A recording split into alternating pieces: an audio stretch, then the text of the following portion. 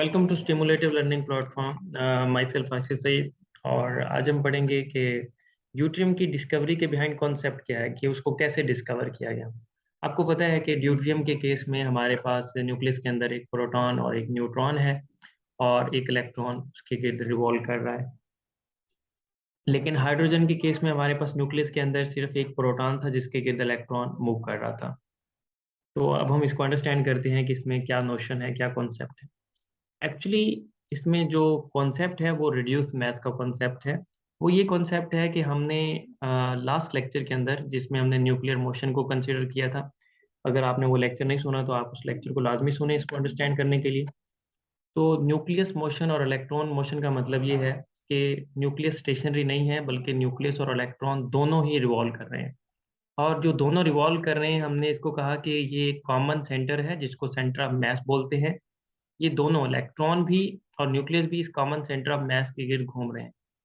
इन दोनों के घूमने की वजह से हमारे पास जो एनर्जी लेवल्स हैं वो अफेक्टेड होते हैं, मतलब एनर्जी लेवल्स चेंज हो जाते हैं।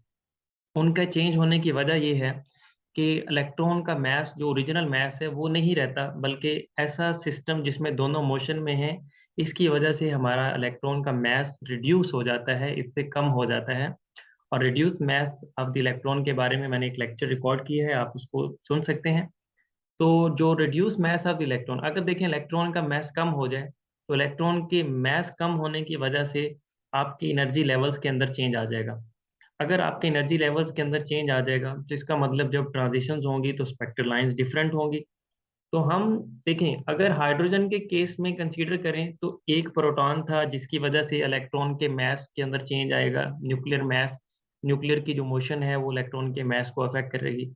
लेकिन अगर इसी न्यूक्लियस के अंदर प्रोटॉन और न्यूट्रॉन दो आ जाएं, मतलब एक प्रोटॉन भी आ जाए और न्यूट्रॉन भी आ जाए, तो अब इसका मतलब है इलेक्ट्रॉन के मास के अंदर डिफरेंट चेंज आएगा। जो हाइड्रोजन के केस में आया था उससे डिफरेंट चेंज आएगा। जो रिड्यूस मास आएगा उसकी वैल्यू चेंज हो जाएगी। उसी बुनियाद पे हम ड्यूट्रियम और हाइड्रोजन को सेपरेट कर सकते हैं। नेक्स्ट स्लाइड के अंदर देखते हैं। देखिए, रिड्यूस मास का इफेक्ट जो हाइड्रोजन के केस में है वो ये है कि देखिए एम प्राइम ओवर एम हमारे पास रिड्यूस मास ओवर इलेक्ट्रॉन की मास की रेशो है। और एम यहाँ पे हमारे पास प्रोटॉन का मास है, ये इलेक्ट्रॉन का मास है और ये प्रोटॉन का मास। हमारे पास इसका रिजल्ट आ रहा है 0.99945। अगर हम एनर्जी फाइंड करें, जब करेक्टेड एनर्जी है, ये ई एन प्राइम, ये करेक्टेड एनर्जी है इन केस ऑफ हाइड्रोजन। और ये 0.99945 E1 ओवर एन स्क्वायर।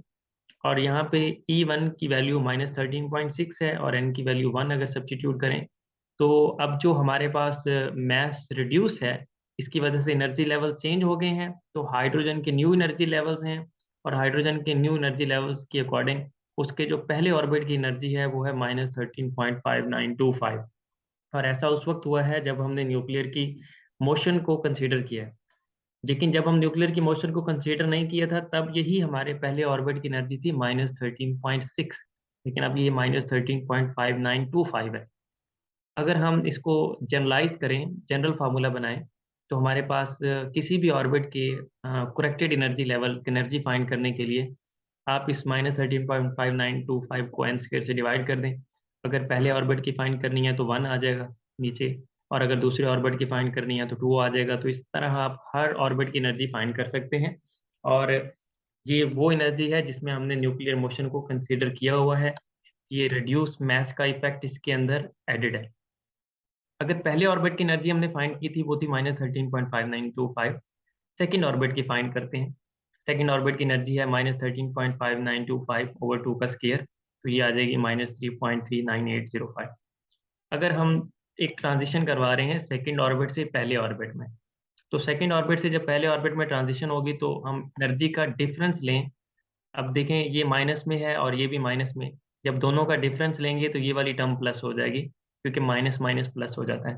तो हमारे पास हमें पता चला दोनों ऑर्बिट्स के दरमियान जो एनर्जी का डिफरेंस है वो है 10.1945। इसका मतलब जो वेवलेंथ ये इमिट करेंगे वो इस एनर्जी की होगी, मतलब उसकी अगर हम फ्रिक्वेंसी फाइंड करें और एनर्जी फाइंड करें वो ये वाली होगी। लेकिन ड्यूटियम के अंदर आपको पता है कि m प्राइम ओवर me मतलब रिड्यूस मास और इलेक्ट्रॉन के मास की रेशियो लें तो वो नहीं आएगी जो हाइड्रोजन के केस में आई थी। उसकी वजह ये है कि न्यूक्लियस के अंदर अब न्यूक्लियस का जो मास है वो सिंपल प्रोटॉन का मास नहीं है बल्कि न्यूट्रॉन का मास भी है। तो मास एक्चुअली अगर हम प्रोटॉन और न्यूट्रॉन के मास को इक्वल कंसीडर करें तो न्यूक्लियर मास हमारे पास डबल हो गया है, 2m हो गया है। इसलिए हम इसको कहते हैं कि 2m over m plus 2m, और इसको फाइंड करें तो रिजल्ट आता है 0.99972। और अगर हम ड्यूट्रियम के पहले ऑर्बिट की एनर्जी फाइंड करें तो ये -13.6, 0.99972, ये -13.6 हमने इस फार्मूले से ली है। यहाँ पे हमने जस्ट रिप्लेस कर दिया है ड्यूट्रियम का रिड्यूस मास ऑफ इफेक्ट। तो हमारे पास एनर्जी आई है पहले ऑर्बिट की -13.5925, 5962। और ड्यूटियम के सेकंड ऑर्बिट की एनर्जी फाइंड करें तो वो आती है -3.399। अगर दोनों की डिफरेंस लें तो रिजल्ट आ रहा है 10.1972। अब गौर करें कि ड्यूटियम के अंदर जो ट्रांजिशन हुई है उसकी एनर्जी है 10.1972, और जो हाइड्रोजन के केस में ट्रांजिशन हुई है वो हुई है 10.1945। दोनों की एनर्जी के अंदर माइनर सा डिफरेंस होने की वजह से दोनों की जो स्पेक्ट्रल लाइन आएगी, जो वेवलेंथ इमिट होगी वो थोड़ी सी डिफरेंट होगी। थोड़ी सी डिफरेंट होने की वजह से अगर आप स्पेक्ट्रम में ऑब्जर्व करेंगे तो एक स्पेक्ट्रल लाइन उसके बाद एक और स्पेक्ट्रल लाइन क्लोजली होगी।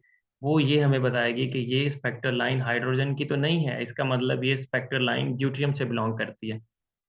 और आपने ये देखा कि ड्यूटियम के केस में जो ट्रांजिशन हुई है सेकेंड ऑर्बिट से फर्स्ट ऑर्बिट में, उसकी एनर्जी हाइड्रोजन से ज़्यादा है।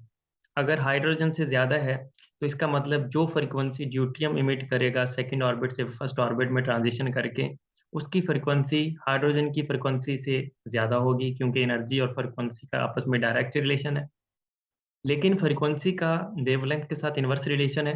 तो जो फ्रीक्वेंसी ड्यूटियम इमिट करेगा ट्रांजिशन करते हुए सेकेंड ऑर्बिट से फर्स्ट ऑर्बिट में, उसकी वेवलेंथ हाइड्रोजन के वेवलेंथ से जो सेकेंड ऑर्बिट से फर्स्ट ऑर्बिट में ट्रांजिशन होगी उससे कम होगी। अब देखिए अगर दोनों की वेवलेंथ के अंदर डिफरेंस आ रहा है, इसका मतलब है हम ड्यूटियम को जो है वो डिस्कवर कर सकते हैं, यहाँ से उसको आइडेंटिफाई कर सकते हैं। तो यही नोशन जो रिड्यूस मास का है, इसने एक इम्पॉर्टेंट रोल प्ले किया था ड्यूटियम की डिस्कवरी के लिए। होप सो आपको समझ आ गई होगी। Thank you for your attention. Please subscribe to my channel because your subscription will motivate me to record more and more lectures. Jazakallah.